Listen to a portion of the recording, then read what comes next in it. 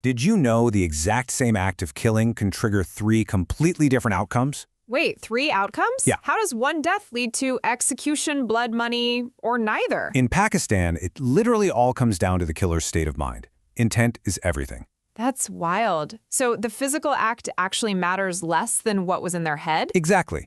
Today we're diving right into this framework in our explainer. But 3 totally different legal outcomes for the exact same offense? How does that work? Well, intention alone dictates the legal outcome. It completely defines the specific crime. Okay, so the law actually looks inside the mind of the perpetrator first? It sure does. If the intention shifts, the entire category of the offense changes dramatically. Now, it wasn't always this way. We used to follow the old British murder framework. You mean the pre-1990 distinction between murder and culpable homicide? Exactly.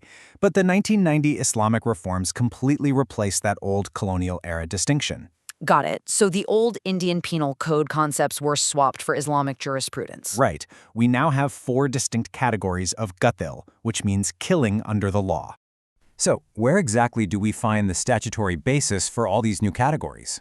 Ahmar, you have to start with Section 299. It supplies all the core definitions. Definitions like qatl, qisas, and diyat, the ones underpinning the whole law? For sure. You really have to master Section 299 before tackling the specific homicide offenses. Makes sense. It lays the groundwork for blending Islamic concepts with a codified statutory framework. Okay, let's look at Section 300. This is Qatl-e-Amd, or intentional killing. So, to prove Qatl-e-Amd, you have to prove a highly specific mental state. Precisely. The law defines 3 alternative mental states that establish this ultimate offense. Let me guess. The very first mental state is just a direct intention to kill? That's the most obvious one, but there's also the intention to cause ordinarily lethal injury. And the third? Knowledge that an act is so imminently dangerous it must cause death. You nailed it. Any one of those 3 establishes the absolute highest level of intent. Let's use the statutory examples. What about striking someone's head with an iron rod? An iron rod is ordinarily lethal, so that falls perfectly under the second mental state. And the third state? I'm guessing that's like firing a weapon into a crowded area? Spot on. You might not target one specific person, but you know death is a near certainty. So what are the consequences for Qatl-e-Amd? How does Section 302 handle punishment? Section 302 outlines a 3-tier punishment structure. The first is death as Qisas. And what if Qisas proof just isn't available? What happens under the second tier? Then the court can impose death or life imprisonment as ta'zir, a discretionary punishment. Gotcha. And the third tier is up to 25 years when Qisas isn't applicable at all. That's right. And this brings us to the Wali, the victim's heir. They have a massive role. Right. The Wali has 3 options. First, they can demand execution as Qisas. Second, they can choose to waive Qisas entirely and accept Diyat, which is blood money. And the third option is, they can simply grant a full pardon to the offender? Exactly. The Wali's decision heavily influences the ultimate fate of the accused person. Wait, quick hypothetical. If the Wali grants a pardon, does the killer just walk free? Not necessarily. That's a huge misconception. A pardon does not guarantee absolute freedom. Really? Why not? Doesn't the Wali's forgiveness end the entire matter under Islamic law? Nope. Section 311 strictly allows the court to still impose ta'zir imprisonment. Oh, I see. So the state steps in to prevent purely financial settlements for heinous crimes. Okay, what if they deliberately wanted to injure but had absolutely no intention to kill? Well, that moves us entirely away from Qatl-e-Amd. We enter the realm of quasi-intentional killing. This is Section 315. It's formally known as Qatl Shibh-e-Amd in the code. So this is where non-lethal means are used, but they somehow unexpectedly result in death. That's it exactly. The intent is harmful, but the weapon or act isn't ordinarily lethal. So the actual lethality of the outcome is completely unexpected by the perpetrator themselves? Correct. It basically occupies the middle ground between a fully intentional and an accidental killing. Let's use an everyday example.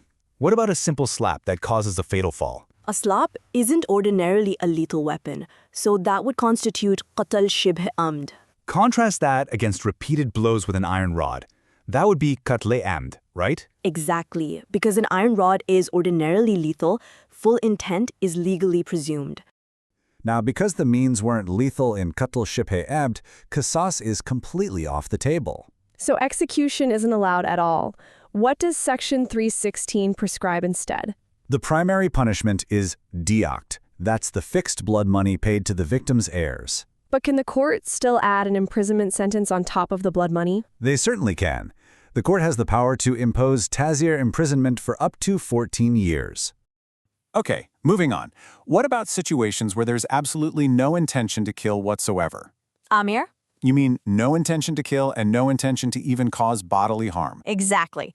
A pure accident, where the person meant absolutely no physical injury to anyone. That brings us to our third category. It represents the lowest level of culpability.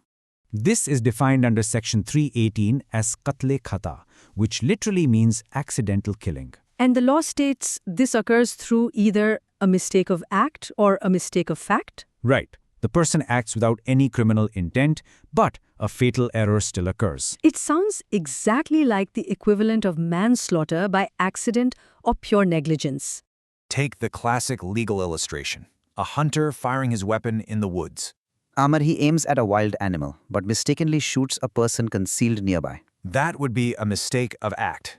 The lawful act contained a terrible, fatal error. Exactly.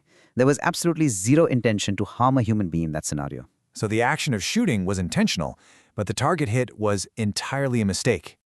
The other scenario is a mistake of fact. A person acts under a mistaken belief. Like mistaking a sleeping person for a dangerous animal in very poor light? Yes, indeed. Fatally striking them under that specific mistaken belief constitutes Qatl-e-Khata. Because the facts they genuinely believe to be true completely negate any criminal intention. Since there's zero intent here, how does Section 319 handle the final punishment? The punishment for Qatl-e-Khata is Diyat only. There is absolutely no Qisas and no ta'zir. So no execution and no prison time at all, just financial compensation to the heirs. That's true. But here is the highly unique part. The accused doesn't pay it personally. Really? That seems highly unusual. Who else would pay the penalty for their specific mistake? The Diyat is entirely mandatory, but it is actually paid by the Aaqila. The Aaqila? The statutory definition says those are the accused's paternal relatives, right? It does. This strict rule reflects the Islamic tradition of collective family responsibility. So the clan or family literally shares the financial burden for accidental deaths caused by members? Exactly. It recognizes that purely accidental wrongs shouldn't completely bankrupt a single individual. But what happens if the accused doesn't have an Aaqila, or they simply cannot pay? Amr, the law accounts for that too. The Bayt al-Mal, or public treasury, acts as a fallback. Wow, so the state treasury steps in to ensure the victim's family is still compensated? It does. It ensures the heirs always receive Diyat, even if the family can't pay. Let me quickly summarize. We've mapped 3 categories based purely on a spectrum of intention. That's right, from full intention to kill, all the way down to absolutely no intention. Qatl-e-Amd is intentional, Qatl Shibh-e-Amd is quasi-intentional, and Qatl-e-Khata is completely accidental. And as you move down that mental spectrum, the legal punishments shift dramatically. The big practical takeaway is this. Correctly classifying the killing is everything in this framework. Because the legal classification determines whether execution, or Qisas, is even legally possible. Exactly. Legally speaking, if the intent doesn't meet Section 300, Qisas is permanently off the table. It really all comes down to analyzing the perpetrator's state of mind at that exact moment. That's why a defense lawyer's job is often to push classification down to a lower tier. Which leaves us with a highly provocative question about this entire Qisas and Diyat framework.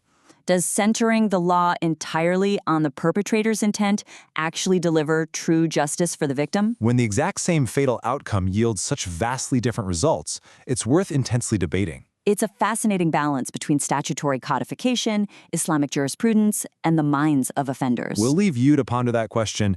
Thanks for joining our explainer today.